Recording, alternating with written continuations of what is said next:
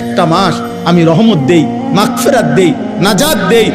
এক একটা নেকিকে আমি 70 গুণ না, শুধু হাজার লক্ষ কোটি গুণ নেকি বাড়ায়া দেই।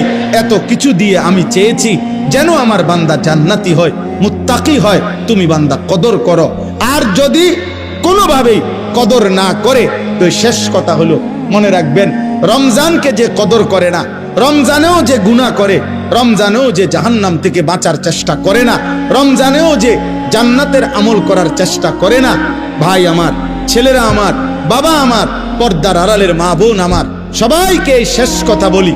আল্লাহ রসুল বলছে, জিব্রাইল আইসা রমজানের শেষ দিন নবীজিকে আইসা বলে গেছে, ইয়া রসুল আল্লাহ, এত বড় রমজান পেল, ইফতার, সাহারি, তারাবি, এতেকাফ, শবে কদর, প্রতি ঘন্টা মিনিটে এত মাফ নেওয়ার সুযোগ থাকার পরেও যেই নাফরমান জাহান্নাম থেকে বাঁচার চেষ্টা করে নাই, গুনাহ থেকে আল্লাহর কাছে মাফ নেয় নাই, জান্নাতের জরুর আশা পূর্ণ করতে পারে নাই, আমল করতে পারে নাই, খোদার কসম নবীজি বলছে, জিব্রাইল আইসা বলছে, ইয়া রাসূলুল্লাহ, এমন নাফরমানের উপরে আল্লাহর লানত, আল্লাহর লানত, লানত, লানত।